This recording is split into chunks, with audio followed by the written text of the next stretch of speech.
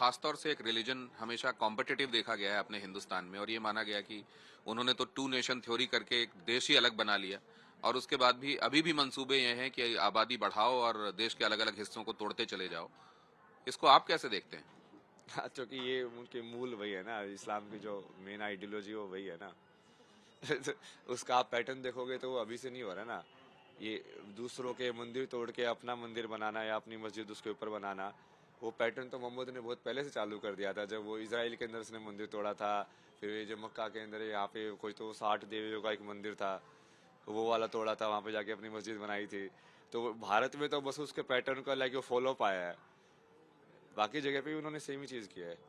और उनका जो मेन जो फंडामेंटल है ये कि हमेशा सब लोग मुस्लिम ही होने चाहिए, और जो गैर मुस्लिम है वो कहीं ना कहीं वो क्या बोलते हैं इनफेडल या जो मतलब वो रिजेक्टेड लोग है, मतलब काफिर हैं। काफिर हम्म। है। तो ये क्या सारे लोग मानते हैं, वो सारे के सारे आप मोनोलिथिक मानेंगे कि वो सब लोग जो इस्लाम को मानते हैं वो ऐसी ही सोच रखते हैं, या उनमें भी अलग सोच रखने वाले लोग हैं? मतलब ये हम आइडियोलॉजी की बात कर रहे हैं, वो मानने वाले वो तो ठीक है, लोग अलग हो सकते हैं ना उसकी। ये तो हम उसकी बेसिकली जो शास्त्र जो है उसकी जो आइडियोलॉजी जो है, अब उसके अंदर जैसे मैंने आइडियोलॉजी के हिसाब से दूसरा वाला पक्ष भी बताया ना उसने, जैसे इस्लाम के अंदर साकार भगवान का कंसेप्ट ही नहीं है। साकार अल्लाह हो नहीं सकता, वो सिर्फ निराकार है। वो अपनी सृष्टि के अंदर शरीर लेके नहीं आ सकता। तो ये यहाँ पे वो तो आप कह रहे हैं इनकम्प्लीट कि है वो। कॉन्सेप्ट जो है वो ये है, बाकी उसमें सोच अलग अलग तरह की, आप ये कह रहे हैं? नहीं नहीं, मैं बोला हूँ कि कंसेप्ट वाइज भी वो इनकम्प्लीट है, वो साकार और निराकार दोनों में भगवान होने चाहिए। और ये सिर्फ वो साकार के अंदर नहीं मानते, इसकी वजह से बहुत सारी प्रॉब्लम्स हैं जो प्रैक्टिकलिटी में आती है जब उनकी लाइफ को तुम देखते हो। इसके हिसाब से वो कर्म का प्रिंसिपल को नहीं मानते। तो क्या आप ये मानते हैं कि रिलीजन ऑफ पीस या रिलीजन ऑफ वायलेंस ऐसा कैटेगराइज किया जा सकता है किसी रिलीजन को? नहीं नहीं, religion of peace religion of violence तो होता ही नहीं ना, वो तो वायलेंस और पीस तो साथ में एग्जिस्ट करते हैं हमेशा। वो यदि कोई ऐसे बोल रहा है तो वो कहीं ना कुछ छुपा रहा है, मतलब। तो ये जो यूके में, यूरोप में जो लोग कह रहे हैं कि जो शरणार्थी बन के आए और उनकी वजह से परेशानी है, ये कैसे देखते हैं आप?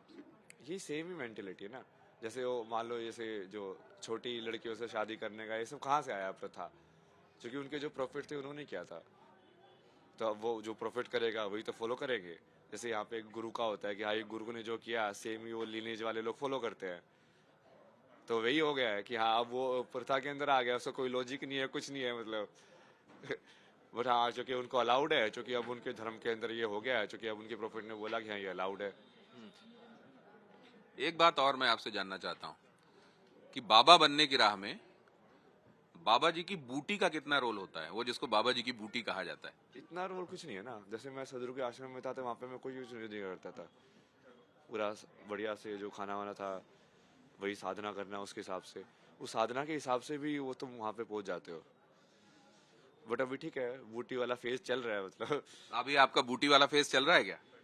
हाँ, चल रहा है, बट वो ऐसे जरूरी नहीं है कि वो कंटिन्यू हो, या कोई भी चीज़ ऐसी ही नहीं है ना कि लाइफ में कि जो परमानेंट हो या नॉन परमानेंट हो टाइप से। तो कहीं ऐसा तो नहीं है कि इंटॉक्सिकेशन में कुछ इल्यूजन्स होते हैं जिनको आप मान लेते हैं कि ये जो है मुझे, ये शायद वो भान हो रहा है या वो एनलाइटनमेंट मिल रहा है, ऐसा तो नहीं होता?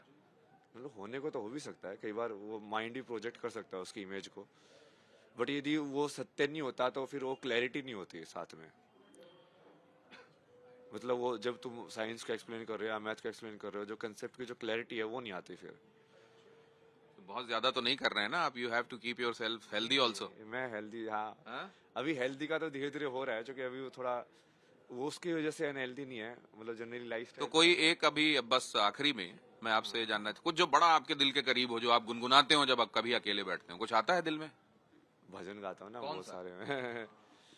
शिव के ही भजन गाता हाँ, तो रहता हूँ। सुना दीजिए फिर, एक दर्शक वो भी सुनना चाहेंगे।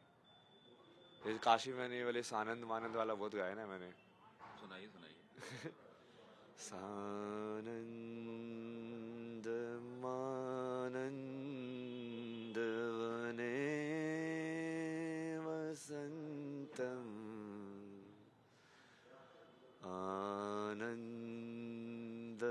आनन्दकङ्गं हतपापवृन्दम्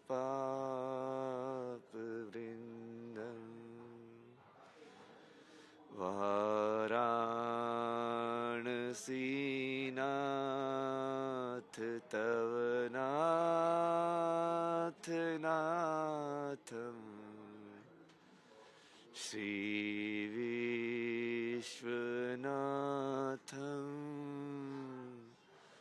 शरणं रात में चला गया। श्री विश्वनाथम शरणम प्रपद्ये, काशी विश्वनाथ का ध्यान करते हो। आपका बहुत धन्यवाद। लगातार ये देख रहे हैं हम कि because of variety of reasons लोगों से आपको ज्यादा मिलना पड़ रहा है, और हम जैसे लोगों से भी बहुत ज्यादा मिलना पड़ रहा है, और ये कई बार टायरिंग होगा, टैक्सिंग होगा। लेकिन अच्छा, आप चाहते हैं क्या कि ये आईआईटी में जाने वाले लोग या इस तरह के जो पढ़े लिखे लोग होते हैं, बड़े मुश्किल से वहां पहुंचते हैं, आईएएस, आईपीएस, आईआईटी, आई जहां लगा रहता है, इस टैग तक पहुंचने वाले लोग जाएं और इधर चल दें? नहीं नहीं, वो इधर चलने की बात नहीं है ना। जैसे मैंने स्टार्टिंग में जब मैंने इस सब का कंटेंट डालना शुरू किया था, मेरे एक आईआईटी का दोस्त है इलेक्ट्रिकल इंजीनियर वाला, वो बोलता है यार मैंने को, जैसे उसने कुछ ट्राई किया हुआ केमिकल वगैरह, तो बोला कि मैंने केमिकल ट्राई किया, मेरे को सही में एक्सपीरियंस हो रहा है जो तू बोल रहा है, और मैं अब बता तू क्या करना है ना, मैं अपन वो कुछ बनाना है तो ये सब बनाते हैं ना। तू क्या कैरी कर रहा है, हम भी ऐसे कुछ लेते हैं चीज़ें।